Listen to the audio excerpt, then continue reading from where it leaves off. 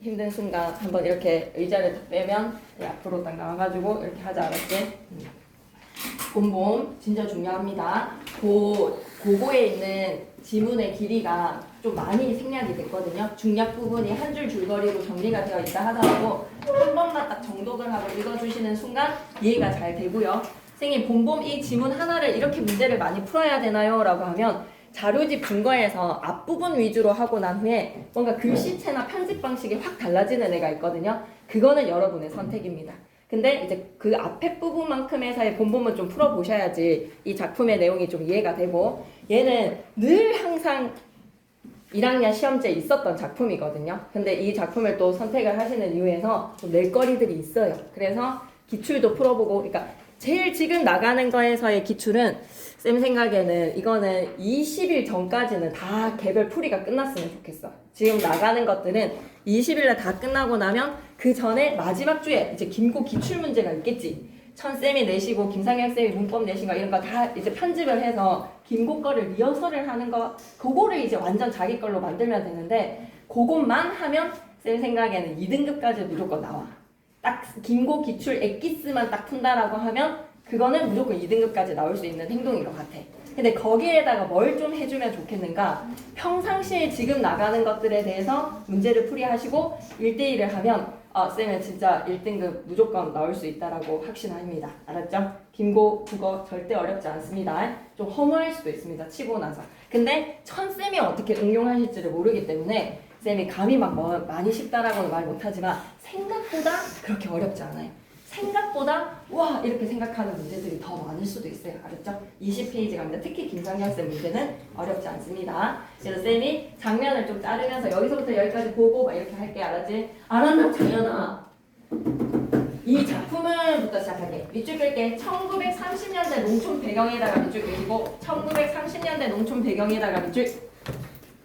개성 있는 인물들 사이에서 벌어지는 일을 그린 소설이다. 인물의 말과 행동, 사건들의 관계를 중심으로 줄거리를 이해하셔야 되고요. 밑줄 그릴게. 말과 행동, 사건에다가 밑줄 그시고 그 밑바닥에 자리 잡은 인간의 본성, 사회 간섭을 고려하면서 감상을 해보자. 오케이. 근데 제재 선정 의도는 왜 여러분이 이 작품을 배워야 하는지에 대한 선정 의도인데 읽고 가겠습니다. 맨 윗줄 첫 번째 줄 봄봄에다가 동그라미 치시고 수업 시간에 왜 봄이 아니라 봄봄인지 말씀해 주셨나요? 왜 곱하기 2지? 왜 봄 곱하기 2지? 말씀 안 하셨나요? 계속 반복되는 봄의 시간입니다. 한마디로 가을에 성례시켜줘? 안 시켜줘?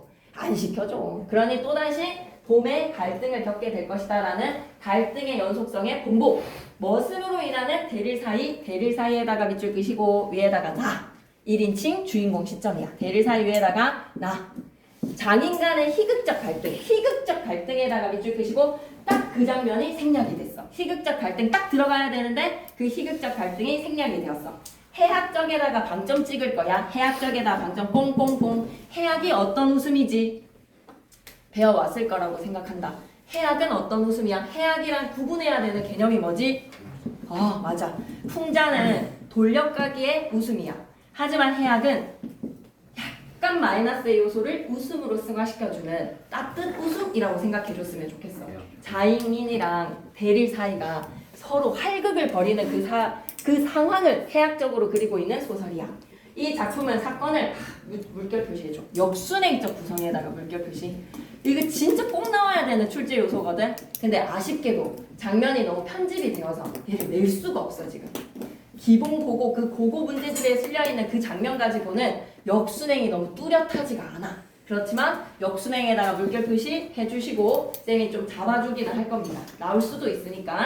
역순행적 구성에 어수룩한 주인공의 언행 밑줄 꺼야 돼. 어수룩한 주인공의 언행에다가 밑줄 해학적 문체를 잘 구현하고 있다. 이처럼 이 작품은 서사갈래의 주요 특징인 인물 간의 갈등과 밑줄 꺼야 돼. 인물들 간의 갈등에다가 밑줄 끄시고 돼지꼬리뿅. 인물들 간의 갈등에다 밑줄 꺼서 돼지꼬리뿅. 누구랑 누구의 갈등이다? 나와 장인 간의 갈등이야. 뭐 때문에 갈등하지? 인물들 간의 관계에다 밑줄 꺼서 돼지꼬리뿅. 나랑 장인의 갈등. 뭐 때문에 갈등하지? 인물과 인물이 뭐 때문에 갈등하지? 혼례. 근데 그 혼례 안에 표면적인 이유는 점순이의 키, 혼례 때문에 갈등하고 있어. 하지만 이면적인 갈등의 원인은 뭐지? 이면적으로 갈등하는 거 진짜 찐 갈등의 원인은 들여다보면 점순이의 키가 문제가 아니야. 뭐 때문에? 장인의 욕심. 나중에 정리할게. 일단 기로만 드러날 나랑 장인 혼례 적고 가겠습니다. 표면적 갈등의 원인은 혼례. 이면적으로 갈등의 원인을 진짜로 찐으로 한번 살 들여다보면 장인의 욕심. 계속 간다. 학생들이 작품을 학습을 하면서 기억해야 되는 거는 소설이 뭔지를 좀 알아야 된대. 그게 시험 범위에 들어가더라고. 작품 속에 녹아있는 작가의 관점과 문체의 개성, 학습하는 효과를 거둘 수 있다. 패스. 그래서 본문 내용으로 들어가는데 첫 부분 읽고 소설 속의 나의 현재 상황을 추측해봐라. 이쪽이자. 나의 현재 상황에다가 이쪽. 일을 해주면 정순이와 성례를 시켜주겠다라는 그 성례, 혼례입니다. 장인의 약속을 믿고 이쪽이자. 3년 7개월 동안에다가 밑줄 3년 7개월에다가 밑줄 3년 7개월 동안 옆에 예시다. 예, 3년 7개월 동안에다가 밑줄 아직 성례를 하지 못했다. 장인은 이리저리 핑계를 대며 성례를 미루고 있다. 이리저리 핑계에다가 밑줄 끄시고 제일 대표적인 핑계가 뭐다? 밑에다가 적고 가야 돼. 점순이의 키라고 적고 가겠습니다. 점순이의 키. 그래서 이제 시작할게. 첫 시작부터 대화 형식으로 시작을 하니 겁나 호기심이 유발이 되는데 흥미 유발에다가 밑줄 장인님 인제 저 하면서 끌쩍끌쩍 하면서 시작이 되겠지. 밑줄 그자 성내 문제를 둘러싼 나와 장인 간의 갈등에다가 밑줄 발단 부분부터의 시작의 갈등이야. 내가 이렇게 뒤통수를 긁고 행동묘사 많이 쓰여 나이가 찼으니 성례를 시켜줘야 하지 않겠느냐. 성례에다가 별표 3개. 나와 장인이 갈등하는 원인에다가 밑줄 끄시고 옆에다가는 표면적이라고 적고 갈 거야. 겉으로 드러나는 것은 나와 장인의 갈등의 원인은 성례야. 단답형으로 나 김천고 시험지에서 겁나 많이 봤어. 표면적인 갈등의 원인 안 나올 것 같지? 너무 단순하니까 그냥 애 딱 가져가라 라는 거고 세 문제로 그냥 킬로로 나뉘어져. 등급은 딱 그냥 3개로 나뉘어지는 것 같아. 그리고 예상 밖으로 여러분이 좀 실수들을 하는 게 있어. 아 이거는 맞춰야 되는데 라는 거. 그런 거 들어오더라고요. 표면적이라고 적으시고 밑에다 연달아서 적고 가겠습니다. 이면적 갈등 원인 뭐다?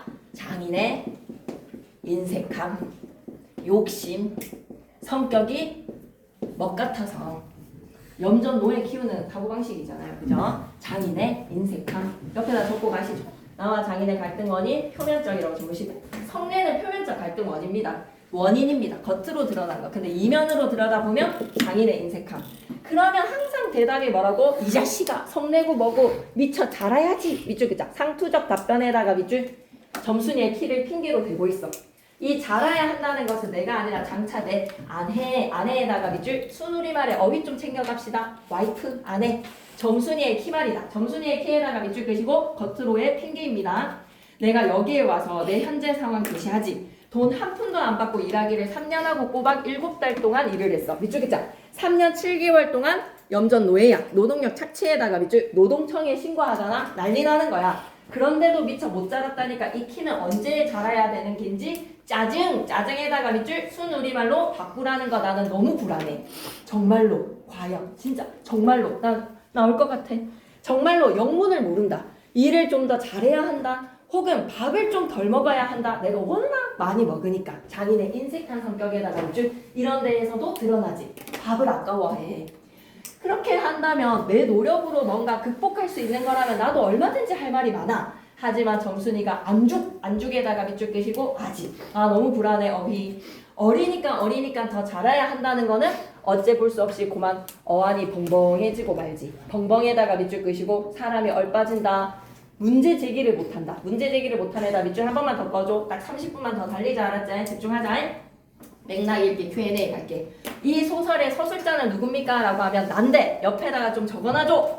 이런 서술자의 특징 100% 출제다. 어리숙한 서술자. 시험에 나온대. 어리숙한 서술자 하나 적어줘. 점순이네 집에서 나의 신분은 뭐라고? 하하 이것도 나 김고 시험지에서도 좀 몇 번 봤어.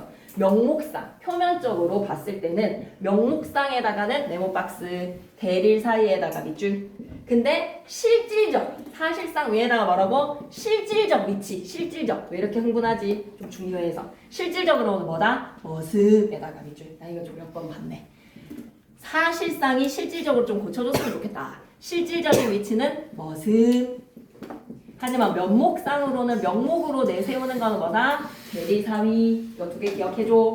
나가 장인이랑 맺은 계약의 내용은 무엇인가? 라고 하면 잘하는 대로 성례시켜 줄게. 근데 계약의 허점이 뭐게? 기간을 정하지를 않았어. 의무기간을 명확히 정하지 않았다에다가 밑줄 제재연구 가겠습니다. 농촌소설에다가 밑줄 끄시고 농촌소설. 근데 농촌 문제가 여기에 구체화되어 있나? 일제강점기 농촌소설로서 농촌의 문제를 사실적으로 다루고 있나라고 하면 아니야. 농촌의 문제를 다루는 게 아니라 남녀 간의 사랑 이야기로 농촌의 문제는 간접적으로 드러나. 그게 김유정의 해악의 방식이야. 토속적 해악적에서 해악적에다가 밑줄 끄시고 1인칭 주인공 시점 기억해줘. 1인칭 주인공 시점에다가 별표. 이거 나중에 더 정리할게. 시점을 1930년대라는 거 기억해야 돼. 일제강점기의 절정이야. 이제 2차 세계대전으로 가는 데 있어서 공출, 착출 대단했던 시기야. 근데 이 소설은 그런 문제를 다루지는 않아. 강원도 농촌을 배경으로 성내가 브라브럼이에요. 어수룩한 대리 사이에다가 밑줄, 교활한 장인에다가 밑줄. 그 둘의 할극이야. 특징 첫 번째. 1번에다가는 별표인데 이게 어떻게 내신다면 내실 수도 있을 것 같거든. 그래서 일단은 내가 읽고 이게 뭔가 좀 자리를 이렇게 뭔가 좀 배열을 할 수 있다라고 하면 겁나 강조할게. 낸다면 진짜 낼 수 있는 거야. 역순행적 구성에다가 밑줄. 사건을 바로잡으라고 한다면 할 수 있는데 생략이 많아서 과연 할 수 있을까라는 생각이 듭니다. 토속어, 비속어 등을 사용해서 향토적 느낌에다가 밑줄. 토속어 겁나 많지. 안해, 짜증, 안죽. 현장감에다가 밑줄 끝자. 향토성과 현장감. 그리고 세 번째 특징에다가 별표. 상황이 과장이 되어서 웃음을 유발을 합니다. 아랫도리를 막 잡아 제끼는 그런 모습들이 웃음을 유발을 합니다. 21페이지 계속 이어갈게요. 상황 과장. 과장을 해서 웃음을 유발을 했다. 이래서 나는 애초 계약이 잘못된 것을 알았어. 이태면 이태라고 하는데 이태 2년인 것 좀 기억해줘. 이태 하면 2년에다가 밑줄 3년이면 3년 기한을 딱 작정을 하고 일을 해야 되는데 말이야. 아쉬움, 계약 내용의 허점인 거야. 덮어놓고 딸이 잘하는 대로 성례를 시켜주마라고 했으니 누가 늘 지키고 섰는 것도 아니고 그 키가 언제 자라는지 알 수가 있겠어. 그리고 난 사람이 키가 무럭무럭 자라는 줄만 알았지 붓배기 키에 모로만 벌어지는 몸. 한마디로 점순이가 키가 자라기보다는 밑줄 끝자 모로 벌어지는 몸에다가 밑줄 끄시고 과체중이야. 밑줄 끌게. 해학적이지. 점순이가 모로 벌어지는 몸이라는 거가 해학적인 점순이의 몸매 묘사잖아. 그걸 누가 알았으냐. 때가 되면 장인님이 어련하랴 싶어서 군소리 없이 꾸벅꾸벅 일만 해왔어. 일만 꾸벅꾸벅 해왔다. 밑에다가 뭐라고 적어야 되지? 우직한이라고 적어줘. 성격이 우직해. 때가 되면 장인님이 어련히. 그런 말이다. 장인님 지가 제 알아서 제에다가 동그라미 치시고 장인님을 다시 가리키는 제. 문법이지만 제기대명사라는 거 좀 알아주셨으면 좋겠습니다. 그래서 장인님에다가 방점 하나 찍으시고 제 대신에 바꾼다면 당신으로 바꿨으면 합격. 왜? 장인님 높임의 대상이니까 높임의 대상을 다시 가리키는 제기대명사는 당신이 있습니다. 당신 뭐요? 라는 거에서 2인칭 당신 말고 앞에 나온 당신, 다시 가리키는 명사를 가리키는 당신. 우리 할머니께서 살아생전에 당신의 옷은 직접 만드셨어. 솜씨가 되게 좋으셨어. 높임의 대상을 다시 가리키는 제기대명사로 당신을 해야 되는데 뭐를 갖다가 지금 제라고 하지? 지라는 거야. 지. 장인님 집비 몰라. 우리 어른한테 지라고는 하지 않잖아요. 지는 이렇게 안 하잖아요. 이랬을 때 제 밑에다가 뭐라고 적어놓자? 낮춤. 장인님 밑에다가 뭐라고 적어놓자? 높임. 높임과 낮춤이라는 이 어색한 결합. 뭐를 유발한다? 장인님 지는 이라는 거에서 해학적인 거야. 그리고 나 좀 어때? 좀 어수룩한 애야. 좀 띨띨. 높임 표현과 낮춤 표현 동시에 장인님 제라고 얘기했습니다. 참 너 일 많이 했다. 그만 장가 들어라 하고 살림도 더 내주고 해야지 나도 좋을 것이 아니냐. 시치미를 딱 떼고 말이야. 도리어 그런 소리가 나올까봐 지레 펄펄 뛰고 이해하다. 장인님 이제 저 하자마자 점수 커야지 말이야 라는 것으로 밑줄에다 시치미 딱 떼고에다가 밑줄. 그럴 때 뭡니까? 내가 말이야 하고 큰 소리로 내는 거 사자성어 충분히 나올 수 있습니다. 적반하장에다가 밑줄 끄시고 도둑이 매를 든다 에다가 밑줄. 잘못한 사람이 오히려 더 방귀 낀 놈이 어떻게 하는 거라고? 성내는 격이야. 명색이 좋아서 이거 왜 좋지 않니? 명색이 좋아서 대리 사이지. 대리 사이에다가 밑줄 그시고 빈칸 뚫어 놓을 수 있어요. 명색이 좋아해서 명색. 명목상에서의 신분, 빈칸 뭐 들어가면 됩니까? 하면 한 단답형 한 5-6개는 나올 것 같거든. 그럴 때 이제 대리사위 집어넣고 쓴 걷기도 할 뿐더러 이건 참 아무것도 아니다. 쑥맥에다가 별표 3개. 나가, 어루숙한 나가. 자기 자신을 인식하는 표현. 쑥맥, 별표 3개.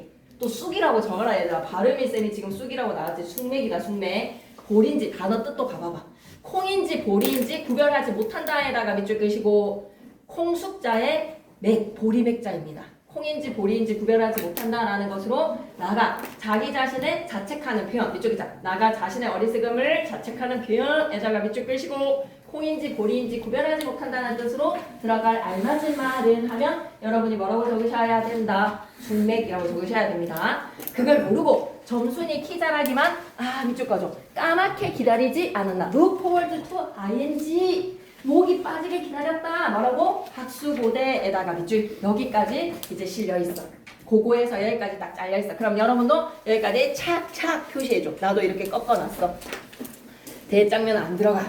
안 들어간다는 거는 표시를 하되 문제는 폭넓게 풀어줘. 알았지? 문제 준 거는 그냥 다 풀어줘. 하지만 뒤에 장면은 안 들어간다는 건 알고 읽어는 줘. 나랑 같이 읽으면 너무 좋겠지만 지금 여러분의 상태에서 굉장히 지금 산소 호흡을 힘들어 하고 있는 것 같습니다. 그래서 생략할게요. 알았죠? 그러면 넘어가기 전에 잠시만 21페이지 잠깐 하기. 대화 형식으로 시작했습니까? 장희님 이제 저 독자의 흥미, 호기심 유발, 딩동댕. 우직하고 순박한 나의 입장에서 서술을 하니 해학성 맞습니다. 어리숙한 서술자, 독자들에게 해학을 유발시켜줍니다. 서술자가 자신의 의견을 표출하는 편집자적 논평, 물결 표시 갈게요. 편집자적 논평에다가 물결 표시 뭐라고 적어놔야 되지?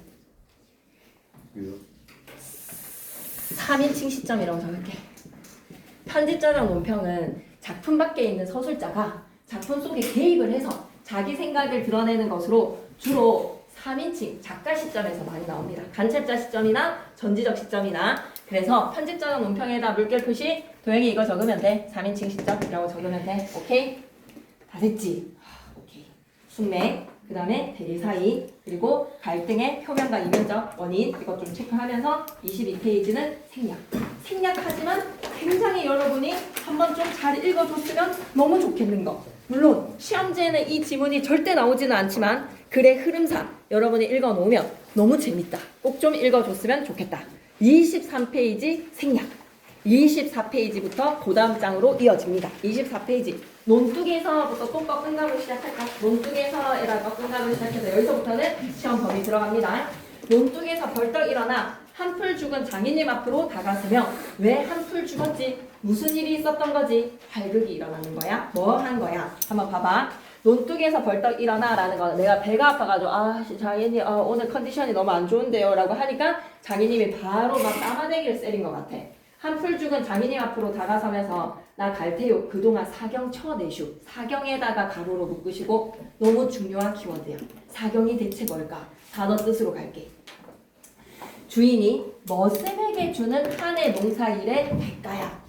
곡물이나 현금으로 계산을 했으니 주인이 누구에게 준다고? 머슴에게다 방점 좀 찍고 갈게. 머슴에게다 방점 꽁꽁꽁꽁. 머슴에게. 얘 머슴이니? 얘 대리사이잖아. 그러니까 그 다음 말은 바로 예상해봐봐. 네가 사이로 왔지 머슴살로 왔니? 사이에다가 밑줄 끄시고 요거 가지고 시험 내야 되겠지 않니? 앞에도 나왔고 뒤에 나왔다라고 하면 무조건 시험 범위로 들어가니까 사이에 친절하게 파란색 글씨 명목상 나의 위치에다가 밑줄. 머슴살로 왔니에서 실제 나의 위치에다가 밑줄. 사위라는 명목으로 이 인색한 영감탱이가 사경은 무슨 사경? 네가 사위인데 대리사인데 왜 사경을 받아? 그러면 얼찐 성례를 해줘야 안 하지요? 밤낮 부려만 먹고 해준다. 글쎄 내가 안 하는 거야. 그년이 안 크니까 하고 얼음얼음 담배만 담으면서 늘 하는 소리를 또 늘어놓는다. 이렇게 따져나가면 언제든지 늘 나만 믿지고 마라. 이번에는 안 된다 하고 대뜸 구장한테 가재. 구장님에다가 밑줄 그시고 말을 일을 돌봐주는 큰 어르신. 그렇게 단판 짓자고 소매자락을 내끌었어. 정순이 결혼시켜 달라고 이제 구장한테 이거 어떻게 하면 되지 규규? 라는 걸로 부장님한테 가겠다라는 거야. 계속 이어가 볼게. 아, 이 자식아 왜 이래? 어른의 건의를 내세우면서 이거 나 안 간다고 뻗디디고 이렇게 호령은 제 맘대로 하지만 장인인 지가 내 기운은 못 당하지. 막 부려먹고 딸은 안 주고 게다가 땅땅땅 큰 소리 치는 거는 다 뭐야? 장인을 데리고 부장을 찾아가서 단판을 지으려고 합니다. 밑줄 글게요. 단판을 지으려 하는 나에다가 밑줄 한번 꺼주세요. 그러나 낸다면 좀 낼 수 있을 것 같아. 그러나에다가 세모. 내 사실 장인이 미워서 지금 부장한테 데리고 가가지고 막 가경 쳐내슈라고 한다든지 그 다음에 막 이거 지금 60분 추정 60분에 신고한다라는 걸로 뭐 협박한다든지 이런 거 아니야. 이거 밑줄 꺼야 돼. 장인님이 미워서 그런 것은 아니다 에다가 밑줄 쭉 끄시고 이렇게 지금 노에 부리듯이 부리고 있는데 장인이 안 밉대. 얘 성격 어떻다고? 착해. 상당히 착해. 그래서 우리는 얘를 어떻게? 어수룩하다, 착하다, 밑줄 긋고 그럼 왜 오늘 부장한테 가려고 하는 거야? 일이 있었어. 지금 부장한테 단판 지으려고 하는 데 있어서는 실질적으로 지금 이유가 있는 거야. 그 전날에다가 세모 치시고 별표 셋. 나 시험에 나올 것 같다. 이거 내가 잡아줄게. 나중에 내가 이거 정리해줄게. 사건의 시간 순서대로의 흐름이 나올 것 같다. 그 전날에다가 세모 치시고 별표 셋 나올 것 같다. 부장한테 가는 거 앞에 이거 사건 배열해야 돼. 왜 내가 쇠고개 맞은 봉우리 하전밭을 혼자 갈고 있었단 말이야. 그 전날 어제 밭 가생이에다가 밑줄 꺼줘. 가장자리. 거기에 혼자 밭을 이렇게 갈고 있었는데 볼 때마다 야릇한 꽃내에다가 밑줄 끄시고 후각적 신상이라고 적어줘. 야릇한 꽃내 밑에다가 후각적 신상 물컥물컥 코를 찌르고 머리 위에서는 벌들이 가끔 붕붕 소리를 친다. 붕붕 소리를 친다 밑에다가 청각적 신상 적어줘. 후각과 청각적 신상으로 얘 지금 뭐 하는 거야? 봄봄봄 봄이 왔어요. 봄 타는 거야 지금. 마음속에 연애하고 싶은 거야. 바위 틈에서 샘물 소리밖에 안 들리는 산골짜기니까 맑은 하늘에 봄볕에다가 밑줄 긋고 시각, 청각, 후각, 촉각, 미각 중에서 어디에 해당하지? 시각, 청각, 후각, 촉각, 미각 중에서 봄볕. 그래. 시각인 거 이해하지만 따뜻한 이불 속 같이 따스하다라고 했기 때문에 봄볕 밑에다가는 촉각. 감각적 이미지 사용해서 이 장면 시험에 나올 수 있대. 뭘로 시험에 나올 수 있대? 생동감과 봄기운으로 지금 이 심리 상태가 뭐냐? 연애하고 싶은 거야. 그거 문제 한번 풀어봐봐. 이 장면 가지고 어떻게 나오는지 손을 제목이랑 연결시킬 수 있어. 따스하고 꼭 꿈꾸는 것 같다에다가는 생동하는 봄 기운에다가 밑줄 끄시고 배경묘사 플러스 얘가 느끼는 감정 딱 두 글자로 뭐다? 충정이라고 적어 놓을게. 이거 장면 그 전날 5줄 묶자. 그 전날부터 몸살까지 가로로 쭉 묶어서 얘가 지금 몸살을 겪는 이유가 뭐 때문이냐? 춘정 때문이야. 춘정이 뭐예요? 라고 하면 연애하고 싶은 감정인 거야. 그래서 감각적 이미지의 배경묘사. 기대기에는 벌이 막 웅웅웅 울고 있고 막 코에는 봄내가 막 향내가 막 쿡쿡쿡 찔러대고 햇빛이 너무 따뜻하고 거기에서 얘가 지금 뭘? 봄이 왔어요. 춘정인 겁니다. 예. 해서 꼭 꿈꾸는 것 같이 나는 몸이 나른하고 그거 너 지금 연애하고 싶어서 그런 거야. 몸살, 상사병 걸리는 거야. 아직 모르지만 이 몸살이 나려고 그러는지 물결 갈게. 가슴이 울렁울렁하고 이랬다. 가슴이 울렁울렁하고 이랬다에다 물결 표시. 배경묘사 플러스 심리 제시야. 배경묘사 플러스 뭐라고? 심리 제시. 심리 제시, 심리가 어떻다고? 울렁울렁 이랬다. 그 말인 즉슨 춘정이야. 춘정을 느끼는 거야. 그래서 밑줄 쭉 끌 거야. 봄을 맞아 춘정을 느끼는 상황으로 봄이라는 이 계절이 두 사람의 손을 잡은 그 모습이 너무 아름답잖아. 그지? 계절이 이성에 대한 애정을 자극해주는 거야. 시각, 후각, 촉각, 그리고 청각으로. 감각적 이미지로. 밑줄 껐어? 봄이라는 계절이 이성에 대한 애정을 자극에다가 밑줄.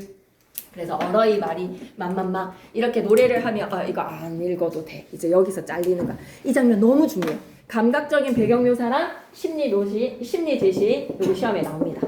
얘들아 좀만 힘내봐봐. 진짜 이 3주만 여러분을 갈아 넣으면 내 진짜 니네 시험지에 국어 옆에다 1을 새겨줄게. 진짜 반드시 새겨줄 자신이. 이연사 힘차게 외칩니다. 좀만 힘을 내세요. 진짜 어렵지 않아요. 그리고 5등급제에 김천고등학교 왔는데 국어에 2가 새겨진다? 진짜 너무 좀 치명적이라고 생각 들지 않니? 아 진짜 좀 너무너무 별로일 것 같지 않나?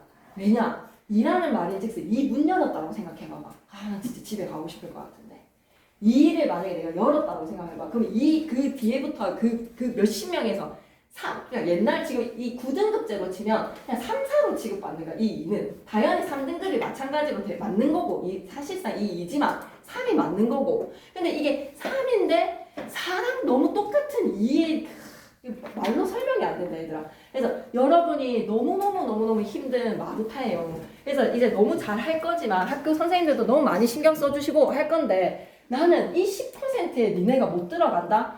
좀 너무 치면 200 몇십 명인데 200 몇 명인데 지금 250명? 더 많이 늘었네 2학년에 비해서 25등 안에 못 들어갈 것 같나? 진짜 하면 됩니다 여러분. 그리고 진짜 25명 10% 25명 맞잖아 맞지? 아니가 잘못 생각했나 내가 맞잖아 25명 아니 진짜 충분히 할 수 있다 정말로 진짜 제발이라고 하는 거는 이제 3주 남았잖아 3주 그래서 이제 갔다 왔잖아 모든 게 다 정상화 됐잖아 그리고 이제부터 공부 안 하는 거는 약간 좀 총 맞았다 라고 표현을 하고 싶습니다.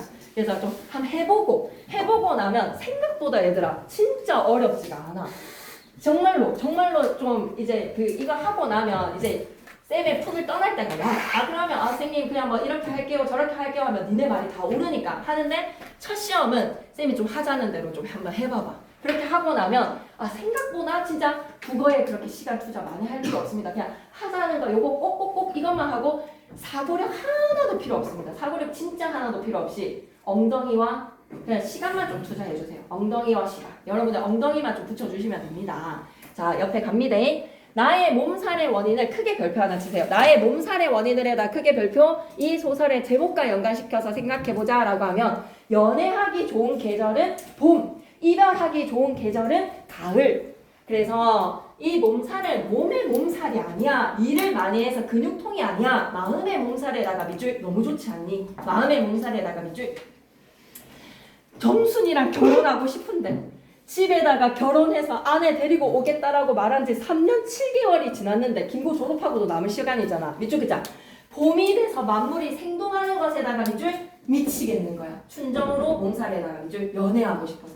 이 작품의 계절적 배경 언제라고? 봄이라는 춘정과 너무 어울립니다. 연애의 감정과 나가 여느 때와 달리 소를 밑줄 그자. 소를 갖다 왜 그렇게 두드러겨 팼냐라고 하면 앞부분에 있는데 화가 나서 성례를 시켜주지 않는 불만 때문에 불만에다가 밑줄 우라가 나는 진짜 이유는 뭐야? 모로만 벌어지지 말고 점수나 키 좀 커라 라는 애타는 마음입니다. 26페이지 갈게요. 한 번만 딱 읽어줘. 딱 그냥 처음부터 끝까지 쭉 한 번만 읽는 거야 알았지? 26페이지 읽고 27페이지 읽고 28페이지 읽는 거에서 재미난 이야기로 화장실에서 읽으셔도 되고요. 각자 거 안 읽으셔도 됩니다. 하지만 한 번만 읽어달라는 이 쌤의 애타는 애원 30페이지 갈게요. 그래서 점순이랑 연애하고 싶은데 연애를 못하는 그 감정의 배경묘사랑 심리 제시를 기억해 주시고 30페이지로 갑니다. 30페이지에 별의별 소리를 찾으셨어요? 중간 부분에 나중에는에서 그 구장한테 가는 장면이 다 생략했어. 구장 아저씨한테 찾아가지만 마을 어르신한테 찾아갔지만 어쨌든 장인이 구장을 다 매수를 했어. 굶어 삼겨놨어. 구워 삶아놨기 때문에 그래서 내 편을 들어주시지 않아 구장은. 그래서 별의별 찾으셨나요? 쌤 손가락 못 찾겠는 사람은 찾으시죠? 별의별 앞에다가는 뭉태가라는 주어를 좀 넣어줘.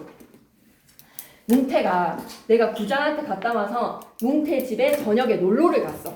근데 뭉태가 이제 야 씨발 대가리에 총 맞았나 라는 것으로 너 지금 염전노예야 라는 현실을 얘기를 해주지만 내가 어떻게 듣는지 잘 봐봐. 앞에 주어는 뭉태가야. 별의별 소리를 다해서 그대로 옮길 수는 없으나 이거 서술상 특징으로 선지 하나 정도는 만들 수 있지 않을까? 그 줄거리는 이렇다에다가 밑줄 그시고 뭉태가 한 말 지금까지 다 했던 이야기들 다 뭐 하겠다? 정보의 요약적 제시에다가 밑줄. 그러니 나는 알아 몰라. 요약적 제시에다가 밑줄 끄시고 서술 보완이라고 좀 적어줘. 어리숙한 서술자의 서술 보완.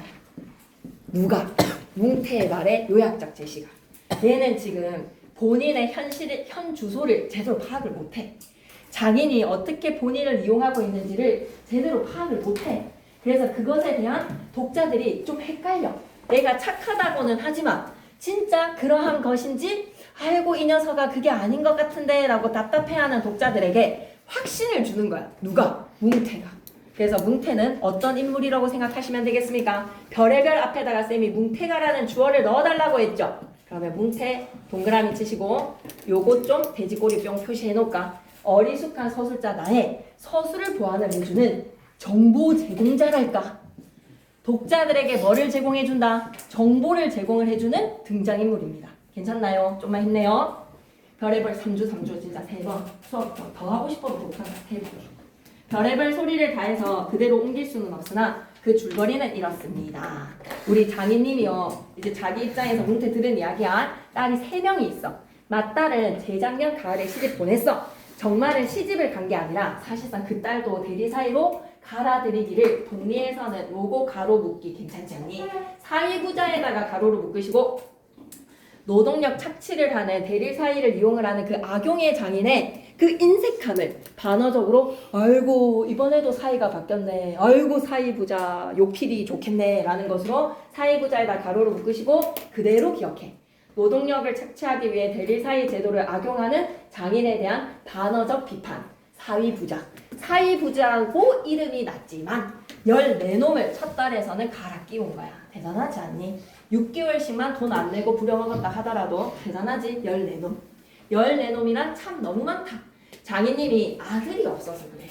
딸만 있는 고로 그 다음에 딸을 대리 사이로 해올 때까지는 부려먹지 않으면 안 된다는 거야. 정보를 주고 있지. 물론 밑줄 자 머슴을 두면 좋지만 그건 돈이 드니까 돈 아끼려고 하는 거야. 인색한 성격 기억해. 일 잘하는 놈을 고르느라고 연판 바꿔드렸던 거야. 계속 마음에 안 들면 갈아 끼우고 또 한편 놈들이 욕만 줄창 퍼붓고 심하게도 부려먹으니까 벨이 상해서 벨에다가 밑줄 끄시고 단어 뜻이 뭐지? 창자. 창자라는 것은 사전적 의미. 그걸 다이어로 생각해줘. 뭐라고? 속마음. 속마음이 상해서 달아나기도 했겠지. 점순이는 둘째 딸이야. 여기서부터 이제 실상의 정보를 주는 거야. 내가 일테면 밑줄 거. 3번째 대지사이야. 이런 것도 하나 기억했으면 좋겠어. 내용 파악 문제로 그 앞에 2놈이 갈아쳐졌어. 3번째 대리사이. 내 다음으로 4번째 놈이 들어올 건데 내가 안 쫓겨나는 이유는 뭐다? 밑줄 그자. 일도 참 잘하고 사람이 좀 어수룩하니까에다가 밑줄 뭉태 시각에서 얘기해주는 정보야. 근데 그 말을 내가 옮기는 거야. 나를 놓아주지 않는 이유는 뭐라고? 내가 일을 잘해. 그리고 어수룩해. 자기님이 잔뜩 붙들고 놓지를 않는 거야. 셋째 딸이 이제 6살이야. 그래서 적어도 10살은 돼야지 대리 사이를 할 수 있으니 3년 7개월 일했는데 얘는 앞으로 몇 년을 더 일해야 된다. 밑줄 그자. 4년을 더 기다려야 함에다가 밑줄 막내딸이 10살이 될 때까지 6살짜리 막내딸이 10살이 될 때까지 4년은 더 일해야 돼. 그동안 죽도록 나를 부려먹어야 돼. 그러니 이제는 속 좀 차리고 장가를 들어달라고 때를 쓰니까 나자빠져서 안돼 하는 거야. 근데 나는 건성으로 건에다가 밑줄 그시고 건성으로 엉엉 하면서 기등으로 들었다. 기등으로 들었다에다가 밑줄 그시고 제대로 듣지 않음에다가 밑줄 왜 뭉태가 이렇게 현실적인 직시를 하라고 이 T인 친구가 야 이놈아 접시물에 코 빠뜨리고 그냥 나가 죽어. 너 지금 노예야. 너 지금 이 집안의 머슴이야. 라는 것으로 이렇게 친구를 위한 정보를 줬는데도 난 왜 기등으로 듣는 걸까? 왜 뭉태가 해주는 현실적인 조언을 기등으로 듣는 걸까? 밑줄 개작 제대로 듣지 않음에다가 밑줄 왜 그러는 걸까? 내 마음은 오로지 점순이를 향해 있기 때문에 점순이 말만 들어. 뭉태 말에 대해서는 난 좀 안 들어. 왜? 뭐 때문에? 점순이 말만 듣기 때문이야. 뭉태는 오해를 이렇게 한다. 뭉태 저 새끼가 저렇게 하는 이유는 땅을 얻어 붙이다가 떨어진 뒤로 밑줄 자 땅을 얻어 붙이다가 떨어진 뒤에다가 밑줄 땅을 붙이다가 뭡니까? 장인으로부터 땅을 빌렸다가 그렇게 떨어진 뒤로는 장인님만 보면 공연히 못 먹어서 으르렁 거린다는 거야. 그래서 나는 약간 뭉태가 자기 때문에 벨이 상한 그 자기의 땅 빌리지 못한 반감을 나한테 푼다라고 오히려 착각하는 거야. 그것도 장인님이 져달라고 할 적에 제 집에서 위한다는 별표 3개 감투에다가 별표 3개 얘들아 장인의 성격을 드러내주는 소재 찾아 쓰라고 하면 뭐라고 찾아 써야 될까? 장인의 성격을 드러내주는 소재 찾아 쓰라고 하면 소재가 뭐야? 약간 이런 구체적인 사물의 이야기 글감이지. 근데 그 소재에다가 대릴 사이를 적는다든지 소재에다가 인색한 성격을 드러내는 소재를 적으라고 했는데 대릴 사이라든지 혼례라든지 이런 걸 적으면 되겠습니까? 안 되겠습니까? 안 됩니다. 장인의 성격을 드러내주는 소재는 뭐다? 감투입니다. 감투에다가 별표 3개. 돼지꼬리뼈 뭐라고 적어놔야 될까? 장인이 뇌물로 요구했다라는 거에서 밑에다 적을게 장인의 욕심이라고 좀 적어줘. 장인이 그만큼 뭐야? 욕심이 있는 거에서 뭉태에 뭐가 탐이 났던 거야? 감투가 탐이 났던 거야. 뇌물을 받고 싶었던 거야.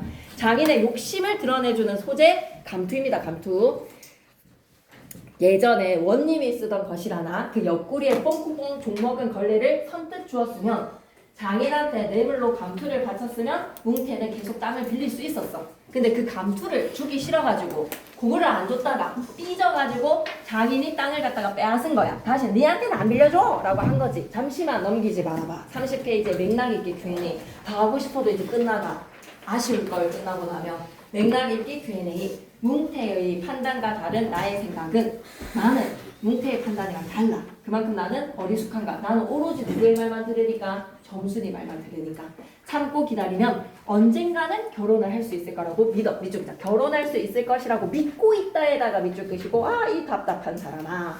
2번 뭉태의 장인에 대한 감정이 좋지 않은 이유는? 이라고 하면 이거 별표 3개. 뭉태의 장인에 대한 감정이 좋지 않은 이유에다 별표 3개. 장인이 뇌물로 니 그 감투 있지? 그 나 좀 마음에 들던데 그거 좀 나 주게 라고 했는데 안 줬어. 그 이후로 얻어붙이던 땅이 떨어졌기 때문이야. 장인의 욕심을 드러내주는 소재 감투 기억해 주시고 3번에 그러니까 그만큼 완장 차고 싶은 거잖아. 그지? 막 이 머리에 감투 좀 쓰면 멋지니까. 장인이 나를 도와주지 않는 이유 뭐다? 의자라고 어수룩하니까. 4번에 이거 너무 좋지 않니? 별표. 노동력을 착취하는 대릴 사이를 이용하는 장인에 대한 반어적 비판. 반어적 비판이라는 것도 기억해 주세요. 반어적 비판으로 사위부자. 그 다음에 이 부분에서 사건의 기울을 보여주는 방법을 다른 부분의 방법과 비교해보자. 크게 별표 하나 쳐주시고 서술상 특징이라고 좀 적자. 크게 별표 하나 쳐주시고 서술상 특징. 자, 다른 장면은 대화와 행동으로 사건을 전개를 하는데 지금 이 부분은 뭉태가 하는 주어로 시작을 해서 쫙쫙쫙쫙쫙 다 줄글이지. 서술자의 요약적 제시지. 왜 요약적으로 제시를 한 거야? 이쪽이다. 다른 부분에다가 네오박스 대화와 행동에다가 밑줄 그렇게 제시를 묘사로 이런 걸 뭐라고 합니까? 장면적 제시. 중학교 때 좀 들었을까? 등장인물의 말과 행동으로 사건을 제시를 할 때 이런 걸 뭐라고 제시한다? 장면적 제시. 장면적 제시, 돼지꼬리뿅 직접 제시입니까? 간접 제시입니까? 장면적 제시의 다른 이름 직접 제시인가요? 간접 제시인가요? 등장인물의 말과 행동으로 사건을 전개를 할 때 직접 제시입니까? 간접 제시입니까? 세이? 간접 제시라고 적자. 장면적 제시, 돼지꼬리뿅 뭐라고? 간접적 제시. 간접적 제시했어. 이에 비해 요 부분 있지. 뭉태가부터 별의별 소리. 그래서 그 감투 뺏겨가지고 이놈이 지금 백골이 쌍해가지고 하는 이 부분은 뭐다? 요약해서 해설하듯 서술 요약적 제시에다가 밑줄 끄시고 밑에다가 직접 제시라고 적어야죠. 직접 제시. 서술 속도 빠르게 전달을 하는 겁니다. 서술 속도 빠르게 전달해서 장인이 임마 너 지금 노예로 부려먹고 있는 거야. 네가 대릴 사이로 왔지 머슴으로 왔어 엄마 라고 얘기해주지. 넘어가자. 31쪽 다 왔다. 요거 하면 이제 끝이다. 그러나 나는 뭉태란 놈의 말을 전수히 고지 듣지 않았다. 하하 이놈이 쪽이다. 그러나 에다가 별표 하나 쳐주시고 밑줄 쭉 끄고 갈게요. 뭉태란 놈의 말을 전수히 고지 듣지 않았다 에다가 밑줄 고만마이 이만만큼 어떻다는 거야. 성격이 어수룩하고 순박한 거야. 서원이들끼리 원래 알고 있었어? 아는 사이였어? 두 사람? 오늘 알게 된 거야? 원래 알고 있었어? 눈매가 많이 닮았어. 이미지가. 계속 갈게. 잠깨라고 앉아라. 꽃 고지 들었다가는 간밤에 와서 봐봐. 여기 이 부분 중요해. 내가 뭉태의 말로 설득됐다. OX. 뭉태 말로 인해서 장인에 대한 나의 태도 변화. X. 이거 좀 내용일치 문제로 나옵니다. 고지 들었다면 간밤에 와서 장인님 내가 4년 더 일할 줄 알아 라는 거에서 오늘 당장 나 결혼식 추진해 라고 했을 텐데 그러지 않았어. 장인님과 싸웠지 무사히 있을 리가 없지 않은가. 그러면 딸에게까지 인심을 잃은 장인님이 혼자 나빴어. 이쪽이죠. 딸에게까지 인심을 잃은 장인님 혼자 나빴다. 이 다음에 쭉 할극을 하는 데 있어서의 진짜 찐 이유. 뭉태의 말에 영향 0.00000000001%도 영향을 미치지 않았어. 뭉태는. 왜? 기등으로 들었으니까. 기등으로 들었는데 와, 왜 두 사람이 싸움이 났지라고 하면 딸에게까지 인심을 잃었다 라는 말인즉슨 100% 누구 때문에? 점순이 때문에 싸움이 난 거야. 이쪽이다. 점순이의 충동질에다가 밑줄. 장인과 나의 활극은 두 사람이 막 싸워가지고 막 깜치고 막 아랫도리 잡고 막 할아버지 나라나 하는 그 싸움이 일어난 일은 뭐 때문이다? 점순이의 충동질. 뭉태의 말을 건성으로 들었습니다. 실토이지 나는 점순이가 아침상을 가지고 나올 때까지는 오늘은 또 얼마나 밥이 많이 담겼을까 부장한테 갔다 왔고 저녁에 뭉태한테 얘기 듣고 그 다음날에 이제 기분 좋게 일을 하고 있는데 그 다음날 아침상을 나올 때까지 오늘은 또 얼마나 밥이 많이 담았나. 밑쪽이다. 단순한 성격에다가 밑줄 그냥 그거 생각밖에 없었어.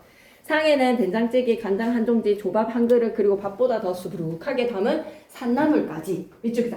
밥보다 더 수북하게 담은 산나물에다가 하트 표시 좀 해줄래? 점순이가 나에게 보내는 애정. 왜? 장인이 밥을 많이 주면 점순이한테 막 뭐라 그래. 근데 반찬을 많이 담아도 되거든. 나무는 점순이가 틈틈이 해오니까 2대접이고 4대접이고 멋대로 먹어도 좋아. 밥은 장인님이 한 사발 외에는 미출 것자. 사경도 안 주면서 밑쪽이다. 밥은 장인님이 한 사발 외에는 더 주지 말라고 해서는 안 된다에다가 밑줄 쭉. 그런데 점순이가 그 상을 내 앞에 내려놓고 제 말로 짓거리는 소리가 와 진짜 중요합니다.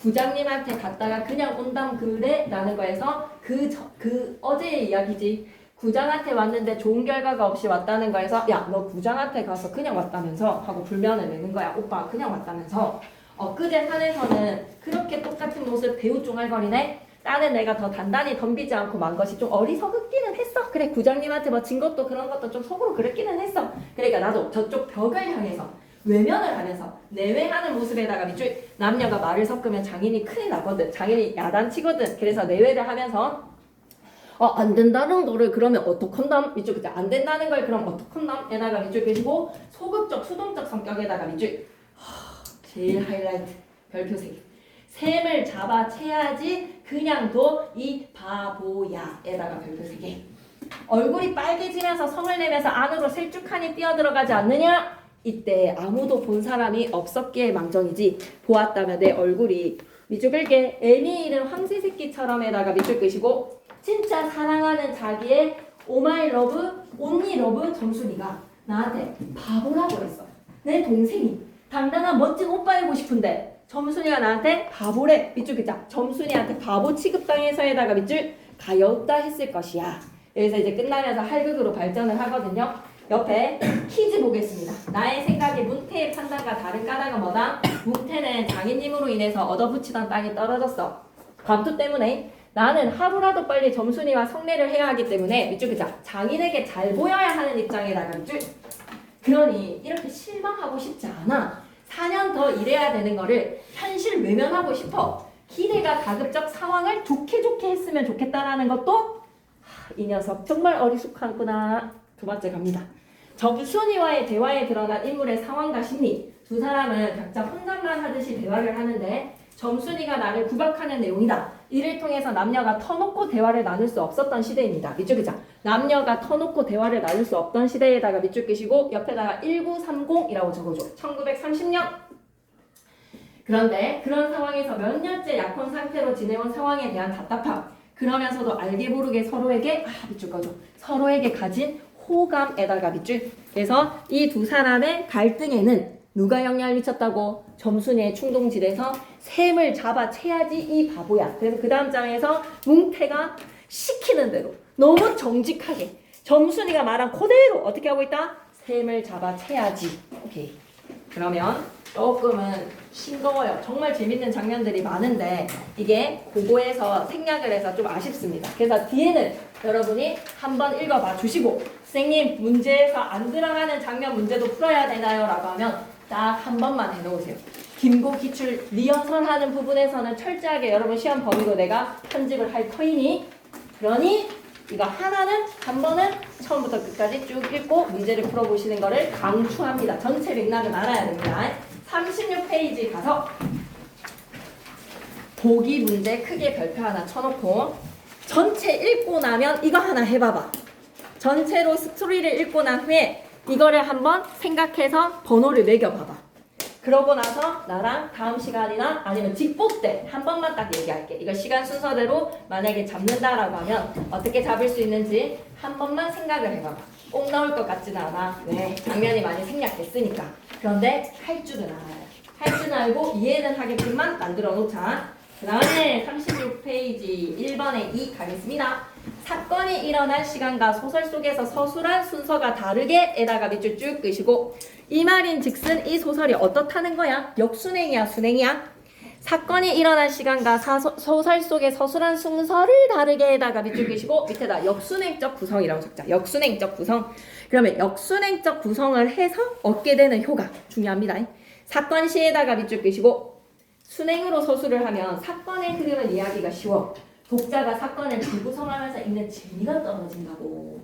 사건 시와 서술시가 다르면 밑줄입니다. 사건 시와 서술시가 다르게에다가 밑줄 끄시고 사건 관계 추측에다가 밑줄 끄시고 사건의 사전 예상이나 사후 확인에다가 밑줄 끄시고 입체적에다가 밑줄 끄시고 한마디로 어떻다? 재미지다. 넘어가서 37페이지 다와 간다.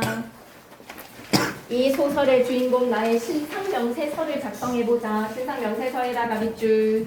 나 시골마을 농업인 마름집 대리사위입니다. 점순이 좋아요. 일 잘해요. 어수룩하고 순박하고요. 착합니다. 봉필이 욕을 잘한다. 욕심이 많다. 그런 성격을 드러내주는 소재 감투. 점순이 봉필이의 둘째 딸 16살. 전형적인 시골 처녀. 때로는 당돌하다. 왜? 샘을 잡아채야지 이 바보야.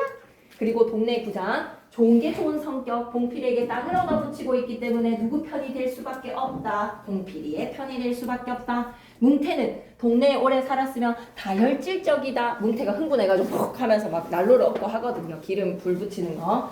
봉필이로 인해서 얻어붙이던 땅이 떨어졌다. 뭐 때문에? 감투 때문에. 이번에 이 별표 3개 무조건 나와야지. 100% 나와야지. 이번에다가 별표 3개 옆에다가 출제라고 크게 적어놔줘. 무조건 나와야 돼. 이 소설은 외적 갈등이 두드러지니까 인물과 인물끼리의 갈등이 두드러지니까 나랑 점순이도 갈등했어. 1차 충동질하고 그거 백날 일만 할 텐가 오빠? 라고 하는 거에서 1차 충동질 했고 셈을 잘해야지 이 바보야로 2차 충동질도 합니다. 갈등의 원인.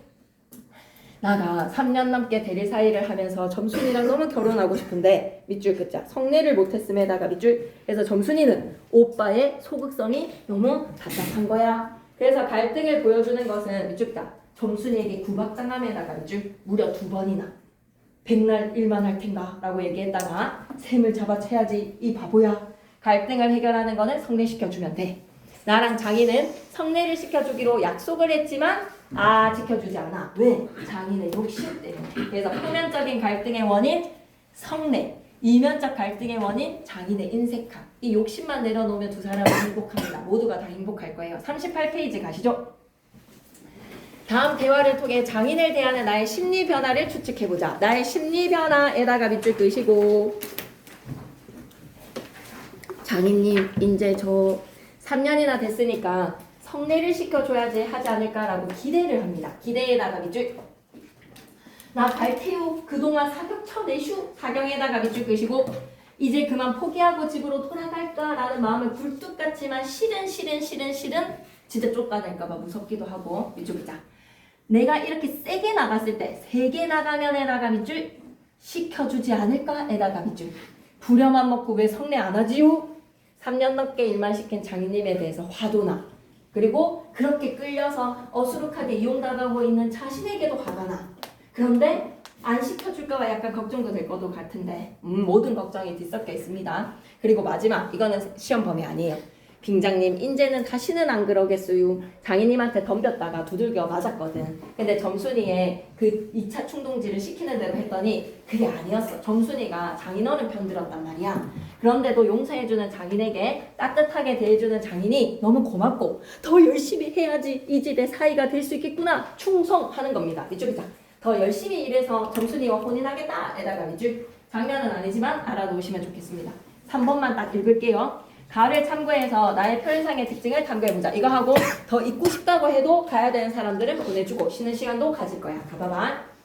이 작품에서 김유정은 강원도 산골 농민의 생활에 어울리는 토속적 언어는 물론이고 토속적 언어에다가 밑줄 끄시고 짜증, 정말로라든지 안해 이런 순우리말 비열한 속어를 즐겨서 구사하고 있다. 공필이, 욕필이라든지 그 다음에 장인놈 그런데 이는 저속한 느낌을 주질 않아. 감정을 격하게 만들지도 않아. 능청스러운 익살에다가 밑줄 끄시고 해악에다가 밑줄 끄시고 소박함과 진실성에다까지 밑줄 한번 꺼주세요. 1인칭 시점으로 일상의 대화체입니다. 구어체에다가 별표 하나 치시고요. 일상 어투라고 생각하시면 돼요. 붕붕 이런 것들 의성어 의태어에다가 밑줄 이런 소설이 해악성을 유발을 시키던데 나로 갑니다. 이 장면에서 장인님은 이 말을 듣고 껄껄 웃더니 돌씹은 상이지 코를 푸는 척하면서 나를 갖다가 팔꿈치로 팍 치는 거야. 더럽다. 나도 종아리에 파리를 쫓는 척하면서 허리를 굽으려고 어깨로 그 궁둥이를 콱 떼밀었어. 장인님이 아이고 하면서 우질끈 쌀이문깨로 쓰러질 듯 몸을 바로 터더니 눈총을 몹시 쏘았다. 이 쌍년의 자식 하고 싶지만 구장님 앞이라서 못하고 서 있는 꼴이 징그러웠다. 전혀 저속하지 않죠. 소박하고 진실하고 해학적입니다. 넘어가세요. 자, 그러면 가에서 설명한 문체의 특징 밑줄자 문체의 특징에다가 밑줄 끄시고 옆에다가 뭐라고 적고 가야 돼? 해학적 문체라고 좀 적어줘. 해학적 문체 설명한 문체의 특징은 뭐라고? 해학적 문체라고 적어줘. 한번 할게. 자, 해학적 문체 예시답 갑니다. 1인칭 어리숙한 서술자가 말과 행동으로 사건을 서술해주고 이런 쌍년의 자식이라든지 능청스러운 익살과 해악에 암만 해도 돌씹은 상이다. 그 다음에 막 파리를 쫓는 척 하면서 막 엉덩이를 쿵 민다든지 이런 것들 있지? 그리고 밑줄 긋자. 1인칭 시점에서 부어체에다가 밑줄 끄시고 의성어랑 의태어를 사용을 해서 해학성이 높아진다는 것도 기억해줘. 근데 만약에 2번으로 바꾸잖아? 완전 이 소설 재미없어. 노잼 되는 거야. 1인칭, 3인칭으로 바꾸는 순간 서술자가 너무 똑똑해져 버리거든. 비속어나 방언을 표준어나 구어체를 문어체로 바꾸는 순간 이 소설은 노잼 소설이 되는 거야. 알았지? 꼭 기억해줘. 이렇게 바꿔서 비교하는 거는 어떠해? 소설의 개성이 다 사라진다. 한마디로 1인칭 시점에 비속어나 방언, 해학과 구체적인 묘사가 이 소설의 해학성을 잘 다루더라. 4번 옆에다가는 읽기라고 좀 적어줘. 4번 옆에다가는 읽기. 시험 직전에도 천쌤 문제는 좀 내가 봤을 때 와 이거 진짜 좀 창의적이다. 서울대 클래스다. 이런 문제들 좀 몇 개 있었거든. 기억 속에서. 그래서 좀 변형을 하실 것 같아.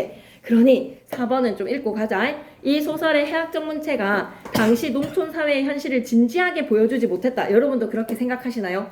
1930년대 일제강점기의 농촌이 얼마나 힘들었던 현실인데 지금 이런 성내의 이야기라는 거에서 밑줄 긋자. 해학적 문체가 당시 농촌 사회의 현실을 진지하게 보여주지 못했다에다가 밑줄. 여러분도 그렇게 생각하시나요? 딱 한 번만 읽고 갑시다. 1935년에 일제강점기의 그 폭력성의 수탈 속에 너무 피폐한 삶을 살고 있었던 사람들 역시 너무나 괴로웠을 텐데 이런 해학의 소설이 가당키나 라고 한다면 웃고 싶은 거야. 읽어볼게. 이 작품의 문체적 특징은 반응론적 관점으로 한번 들여다보자. 이 활동을 통해 문학작품에 대한 감상이 단지 작품의 내적 구조뿐만 아니라 외적 구조와의 종합적 관점에서 이루어져야 된다. 비평활동에 있어서 학생들의 자유로운 의견을 존중해 주어서 특정한 비평적 시각이 주입되지 않도록 해야 한다. 특히 학생들이 문학과 현실적인 관계를 생각해 보도록 지도를 하되 밑줄이자. 일제강점기 문학은 무조건 저항문학이다라는 도식화는 안 된다는 거야. 한번 읽어볼게. 김유정이 작품 활동을 하던 시기는 전 시대의 계급 문학이 태조하면서 한마디로 계급 문학은 뭘까? 카프, 사회주의 문학, 약간 저항성의 문학이 태조를 하면서 다양한 문학적 실험이 이루어졌던 시기야. 이런 시점에서 김유정은 농촌으로 돌아가되 비판적 시각에서 농촌의 현실의 문제점을 막 지적하고 개혁 방향을 모색하고 막 이렇게 하기보다는 밑줄이자.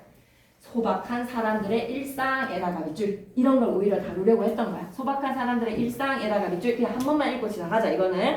이는 여기 소박한 사람들의 일상에다가 밑줄 도시의 삶에 대해 박태원 등이 보여줬던 성찰과 같은 해에 연재를 시작한 시문의 상록수랑 비교를 해본다면 상록수는 마치 역사의식, 비판의식, 민족의식 막 계몽소설이거든. 근데 하지만 뒤집어 생각해보면 전 시기에 다소 경직된 문학을 극복하고 다양한 실험을 통해서 우리말과 우리 문학을 발전시키는 밑줄기자 새로운 방향 채택에다가 밑줄. 그래서 김유정이 시대를 외면했다라는 말은 좀 참아줘라는 이야기입니다. 시대를 외면했다라기보다는 우리 문학의 다양한 삶의 모습을 담아냈다라고 생각하시면 되겠습니다. 새로운 방향의 채택. 김유정이 건강한 논촌, 이거 하나만 밑줄 끄죠. 건강한 논촌에다가 밑줄. 이런 모습을 담아냈다. 진짜 가야 되는 사람